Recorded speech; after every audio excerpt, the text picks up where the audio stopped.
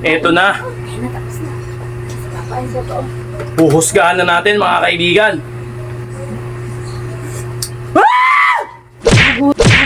Gulat.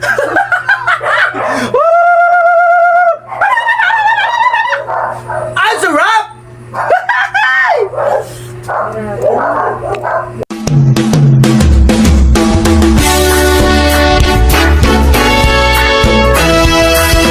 Man ang sabihin nila,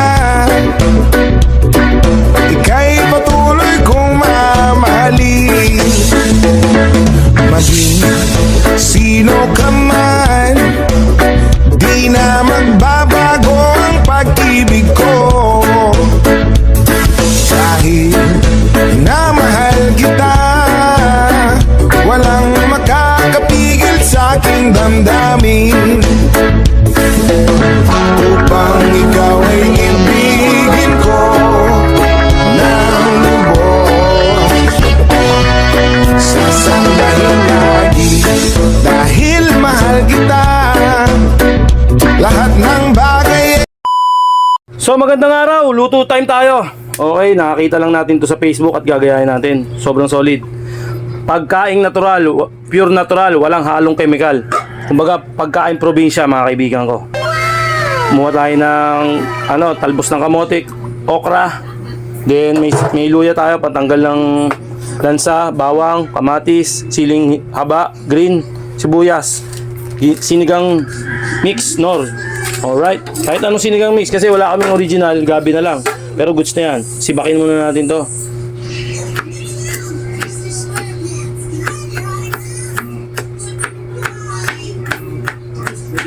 Kahit anong hiwa nyo, okay na yan, goods na yan. Ngayon, sibak tayo na ito.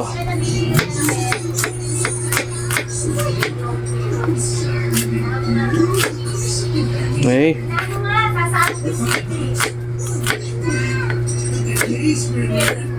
Okay, sibak lang. Sarap to mga kaibigan, lalo na pag nasa probinsya kayo, medyo maulan-ulan. Sa mga taga-probinsya, shoutout. Batang probinsya, shoutout. Batang probinsya rin tayo mga kaibigan. At sobrang simple lang ng buhay ng probinsya. Kaya lahat ng mga tao sa probinsya, healthy, matatagal ang buhay. Hindi ka mukha dito sa ating Metro Manila.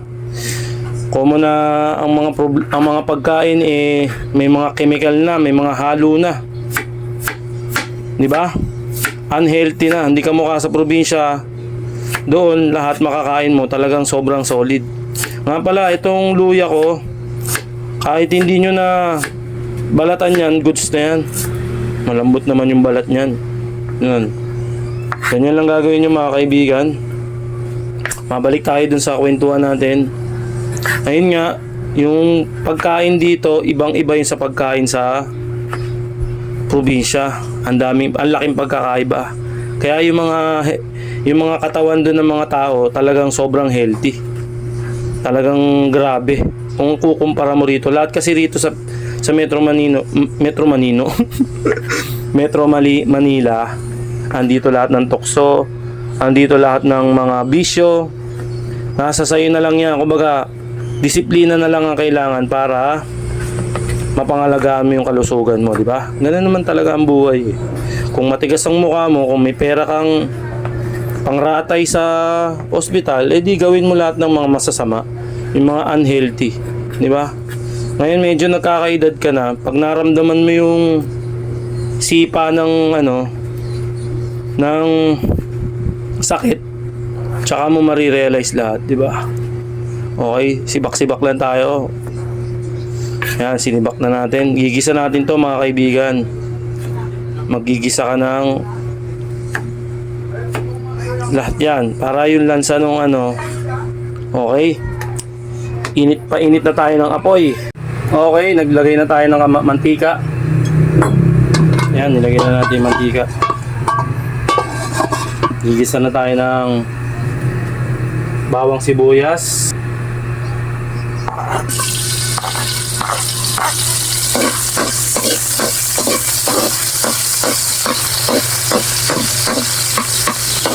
Napakasimple lang ng luto natin pero sobrang solid yan mga kaibigan.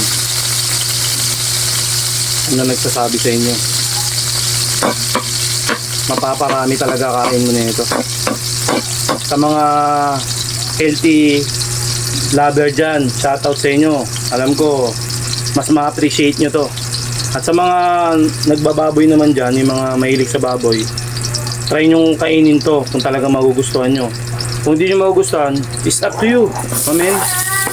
Pero, para sa akin, 101% napakasarap nito. Itong pagkain na to. Walang tatalo. Ako simula nang nag-healthy living ako, nagkaroon ako ng concern sa katawan ko, sa kalusugan ko. Hindi na ako hanggang sa, nga pala. Hindi pala ako nasasahan, hindi. Simula noon, ang gulo ko kausap, no? Natuturete ako eh. Simula yung nag-healthy living ako, nagdinisiplina ko yung pagkain ko. Nasanay yung katawan ko sa isda, yan, gulay. Dati hindi talaga ako kumakain ng gulay. Ngayon nasanay, hinahanap na ng katawan ko. Ngayon, kapag dumadalo kami sa mga okasyon, mga celebration, kasalan, binyagan, hindi na ako naglalaway sa mga crispy pata, lechong kawali, lechon. Ang unang hinahanap ko, kung hindi seafoods, yung mga salad na na gulay, salad, yun ang masarap sa akin.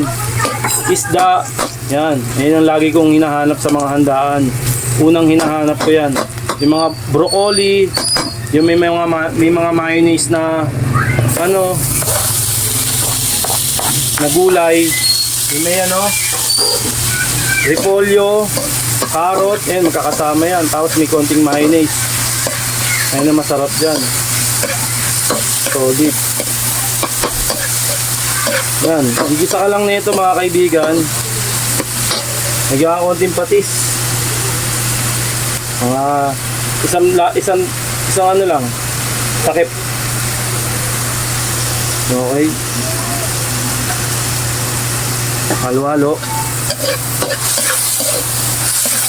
Bango. Amoy bilat. Ang bango, di ba? May challenge yung luto mo.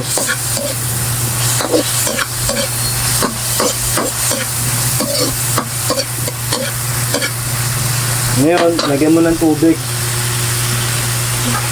Para yung yung kamatis maluto.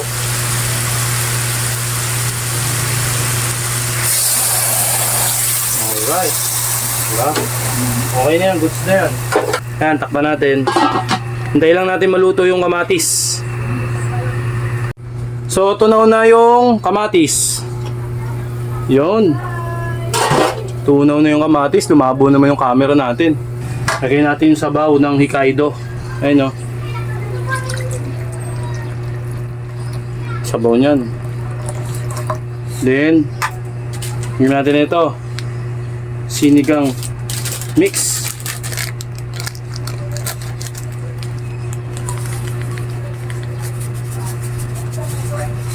Hey, anong nangyari?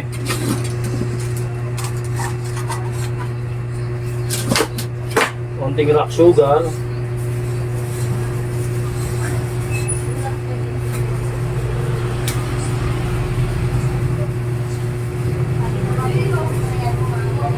Rock sugar. Masyado marami. Then halo.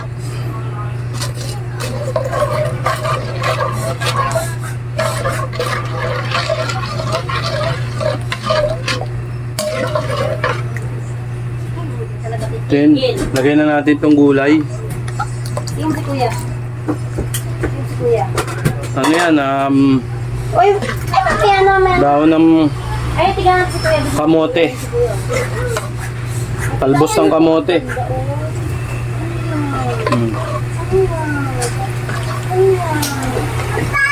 Okra. Ay, nako. Ay, nakaga ka. Para ka nagsinigang na baboy, pero isda ang version. Sarap to. Lutong probinsya talaga siya. Titikman natin syempre. Ah, grabe. Kulang ako sa asim. Syempre, lalagyan natin ng pang-asim ulit. Parang nakukulangan ako sa pang-asim. Lahat na natin.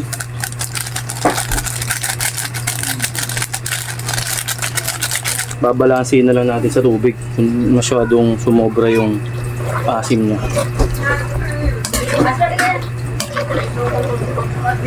Anak. Bading yan eh. Ngayon, pakuluin lang natin. Takpan ulit natin. Tapos. Ipakit pa lang tao. So ito kumukulo na mga kaibigan, oh. Kita nyo naman kumukulo na, di ba? Kitang-kita. Ngayon, lalagay na natin to. Yung laman ng Hokkaido. Solid talaga.